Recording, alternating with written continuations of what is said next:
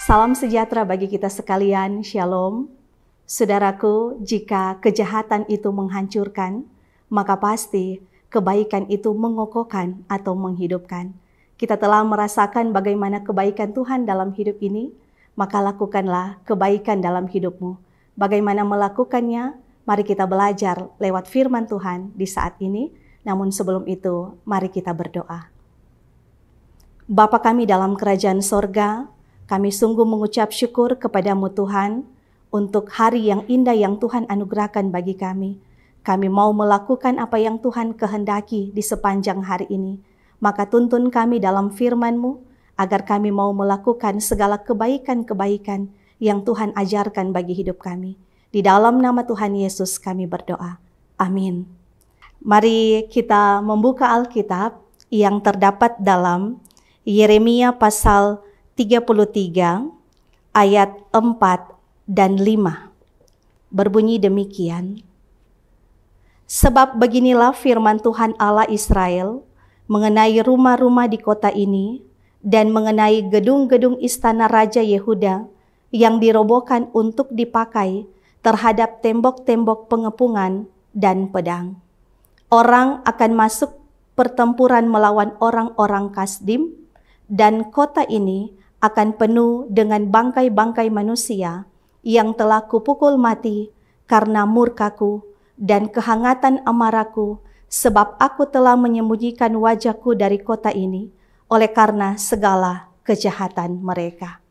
Saudaraku yang diberkati Tuhan, ada ungkapan yang mengatakan bahwa tidak ada kebaikan dalam kejahatan. Tidak ada kejahatan yang membawa seseorang pada yang namanya kebaikan. Sebab kita tahu bersama bahwa sesungguhnya efek dari yang namanya kejahatan, yaitu dapat merusak mimpi-mimpimu di masa yang akan datang. Kejahatanmu saat ini dapat mempengaruhi masa depanmu kelak. Kejahatan dapat merusak apa yang engkau raih hingga saat ini. Kejahatan dapat menghancurkan hidupmu. Saudaraku yang diberkati Tuhan, ingatlah bahwa orang yang berbuat kejahatan akan dihancurkan oleh kejahatan itu sendiri. Karena itu, bagaimanapun kehidupan yang engkau alami hingga saat ini, jangan sampai membuat kejahatan merusak kebaikan yang ada dalam hidupmu. Menjadi pertanyaan bagi kita saat ini, berada di posisi manakah dirimu?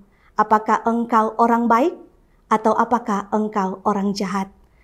Dalam kehidupan yang kita jumpai ini, kita melihat orang baik yang disangka jahat, dan ada orang jahat yang berdampak kebaikan dalam perilaku hidupnya. Ada orang yang berusaha menutupi kejahatannya dengan melakukan berpura-pura baik dalam hidup ini. Yang pasti, janganlah kejahatan merusak kebaikan-kebaikan dalam kehidupanmu. Saudaraku, bacaan kita di saat ini secara detail mengungkapkan sebuah akibat yang didapatkan dari yang namanya kejahatan. Bahwa umat Israel melakukan kejahatan di hadapan Tuhan Allah. Yeremia hadir untuk menubuatkan mengenai rumah-rumah di kota-kota dan gedung-gedung di istana Raja Yehuda yang akan dirobohkan untuk dipakai terhadap tembok-tembok pengepungan dan pedang. Orang akan masuk pertempuran melawan kota ini, akan penuh dengan bangkai-bangkai manusia yang telah kupukul mati karena murka Allah dan kehangatan amarah Allah, sebab Allah telah menyembunyikan wajahnya dari kota ini oleh karena segala kejahatan yang telah mereka lakukan di hadapan Tuhan. Karena itu saudaraku, sebagai orang Kristen, mari kita harus hidup membenci yang namanya kejahatan. Karena Tuhan sesungguhnya sangat membenci yang namanya kejahatan. Jangan kita ragu, jangan kita khawatir, jangan kita takut untuk melawan yang namanya kejahatan. Kita harus berani tampil beda untuk terus menegakkan yang namanya kebaikan dalam hidup ini. Bencilah kejahatan dan lakukanlah kebaikan.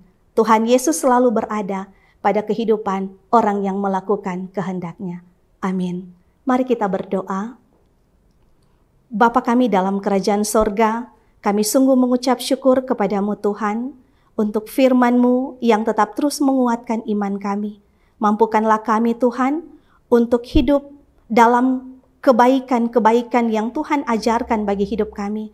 Kami mau melakukan kebaikan itu terhadap sesama kami manusia.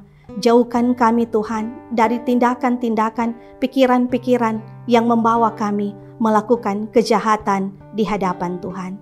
Di dalam nama Tuhan Yesus, kami menaruh kehidupan kami di hari ini dalam tuntunan tangan kasih Tuhan. Amin.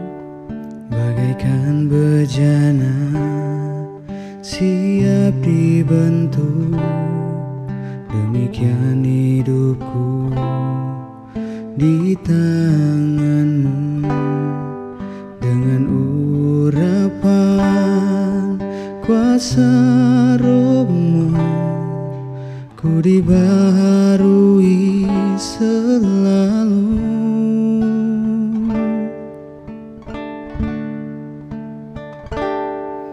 Jadikan ku alat dalam rumah-Mu. Inilah hidupku di tangan-Mu. Bentuklah seluruh kehendak-Mu. Pakailah sesuai rencana-Mu.